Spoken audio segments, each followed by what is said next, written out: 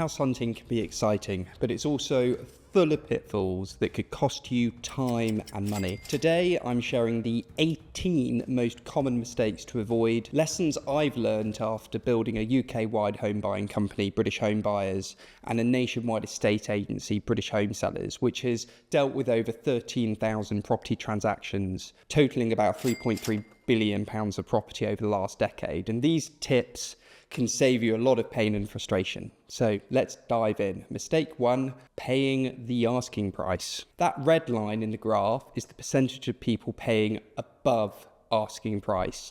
The yellow is those paying asking price, and that green line are people paying below asking price. Over 80% of properties in the UK are currently selling below the asking price. This isn't something your local estate agent will advertise to you, but it's the reality. And that means that asking prices are often completely inflated. You need to focus on sold prices, not marketing prices, to determine what a property is actually worth. So a pro tip for you: if your budget is £200,000, don't be afraid to look at homes listed for £210,000 or £220,000. You might be able to negotiate a deal below the asking price. Mistake number 2, having your first offer accepted. If your first offer is accepted, don't celebrate just yet. It's likely you've over-offered. Negotiations should start with a lower offer to test the seller's willingness to negotiate. If they immediately accept, you might have missed the chance to get a better deal. So what to do? A general rule of thumb is to start around 10% below the asking price. Of course, this all depends on factors like how long the property has been on the market, but make sure to never let your first offer be the final one. Mistake 3, not knowing the market conditions. Understanding the current market is crucial. Are you in a buyer's market or a seller's market? In a buyer's market, properties stay on the market longer, and sellers may be more willing to negotiate. But in a competitive seller's market, you may need to act quickly and make stronger offers. Knowing the market will help you decide when to negotiate hard and when to be more flexible. A great feature I use on Rightmove, which is worth you also taking a look at, is on Rightmove, click on house prices, then sold house prices in the drop down. You can then type in any postcode area in the country. For example, if I type in AL1, it shows you that historically sold prices in AL1 over the last year were similar to the previous year and 5% down on the 2022 peak. So I live in AL1 and I know the market is relatively stable, so that makes complete sense. Whereas if you type in NG1, prices are down at 29% on the year below. So that demonstrates how the market is clearly unstable and more of a buyer's market. I know how some of you feel about Rightmove data in particular, and I agree with those sentiments, but this particular tool does give you a good gauge by postcode how well or badly a specific postcode area is doing, if that makes sense. Mistake number 4, not being willing to walk away. Here's a reality check. About half of properties on the market don't sell.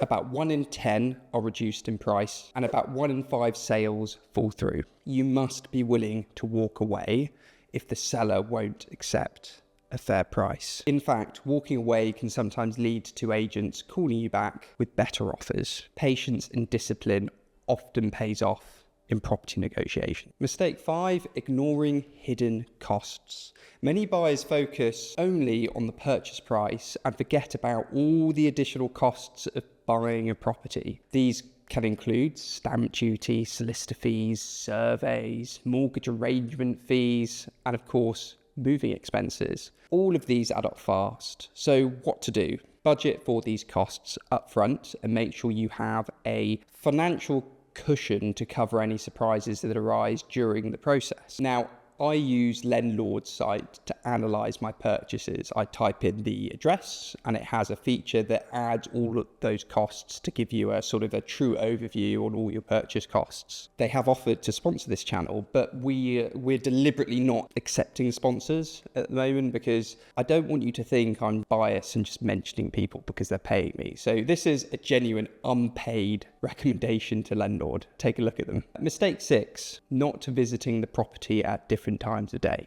A quiet street on a Sunday morning could be chaotic during weekday rush hour. To avoid unpleasant surprises, visit the property at various times of day and on different days of the week. So have this as a checklist. Drive to the property during rush hour and school pickup times. Visit on both a weekday and a weekend to observe things like traffic, noise and general activity levels. Next mistake, number 7, not meeting the neighbours. Neighbours can have a huge impact on your experience in a home. Good neighbours can add value, while bad ones can literally ruin your dream home. Introduce yourself to the neighbours and ask them about the property you're looking at in the area. They're more likely to give you honest feedback than the seller or the estate agent. I know for a lot of us this is one we will feel awkward about, but I guarantee once you've done it, you've knocked on someone's door, you've spoken to them, you'll feel better and will be happy that you've done it. Mistake 8, picking the cheapest solicitor. You get what you pay for when it comes to solicitors. Cheaper solicitors often have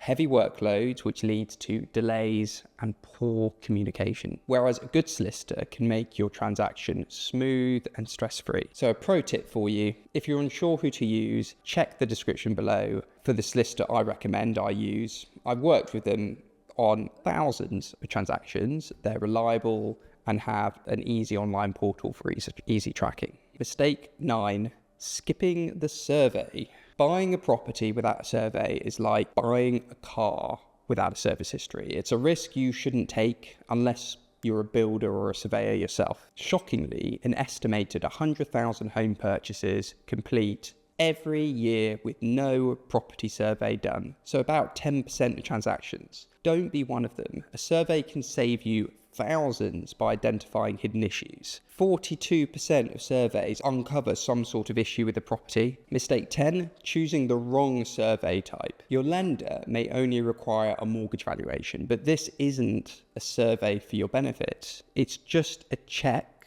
to ensure the property is worth enough to secure a mortgage. It's really there to protect the lender, not you. So know your options and get either 1, home buyer's report. Now, this covers the property's condition and includes a valuation, or 2, a full building survey. This is a detailed inspection that highlights, hidden defects and risks. Please just do one of those 2. For instance, my personal experience with this is I fell in love with this farmhouse, was in the process of buying it, spent about £1,000 on a survey and then wood and timber surveys and damp surveys, and it completely reversed my love for the property when I had a clear document with all the issues in front of me. For older or poorly maintained properties in particular, a full binding survey is often the best choice. And, I ended up pulling out of that purchase because I was concerned about the surveys. Mistake 11, focusing only on the property and not the area. You might love the house itself, but the area matters just as much. Poor transport links, crime rates, or lack of amenities can affect both your quality of life and the property's value. So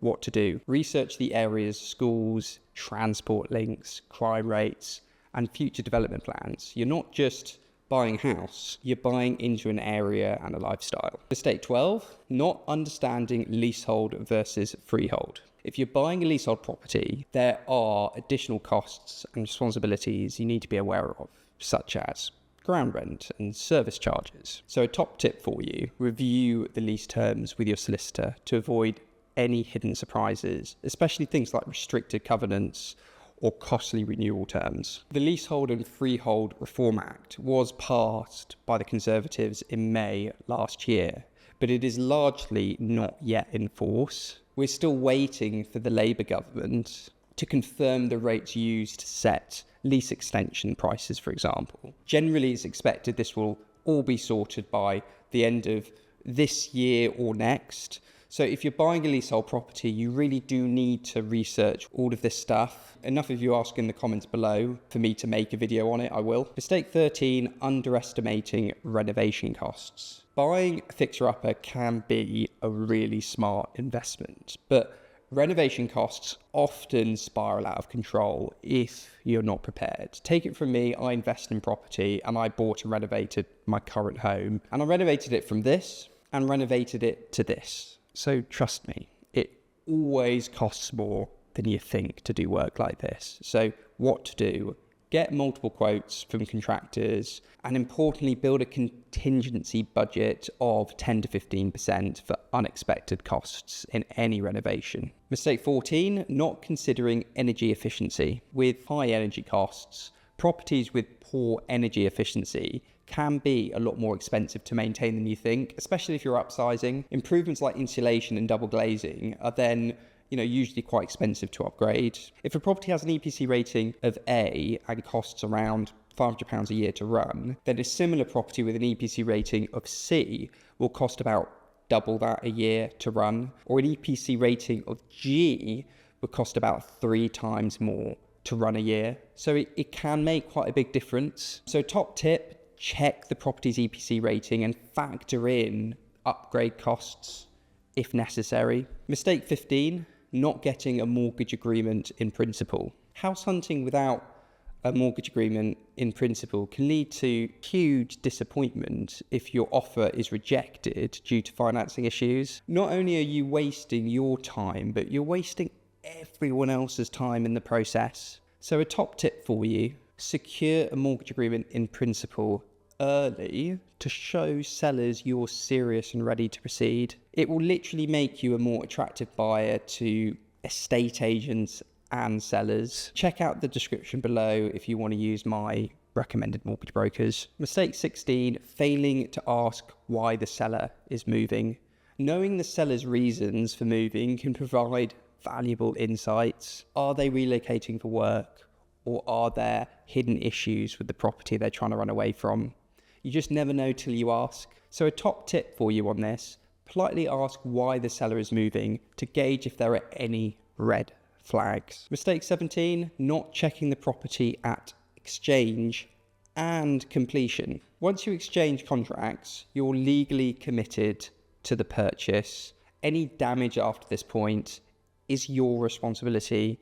We've had an instance, for instance, where the property exchanged and was all fine, but between exchange and completion, the property had a water leak. So when the new owners literally went to move in on completion, the whole ceiling in the lounge had literally fallen in on itself due to all of the water damage. I mean, a complete nightmare. Think about if that happened to you moving in somewhere. Luckily, we got something worked out and resolved between the seller and buyer that everyone was happy with. But if it had been checked by the buyer, then they would have caught it before moving in. So an easy tip for you, always do a final inspection before exchanging to ensure the property is in good condition as well as on completion. Mistake 18, rushing the buying process. Finally, buying a home is one of the biggest financial decisions you'll make. And even if you're an investor, you're always talking about big sums of money. Don't rush. Rushing through it can lead to costly mistakes. Top tip from me, take your time to review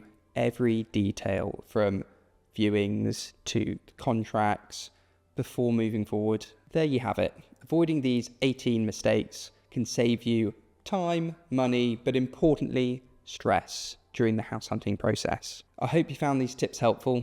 If you did, please like and subscribe to the channel. Let me know in the comments which of these mistakes surprised you the most, and check out my next video up here to see more of me. Thanks for watching.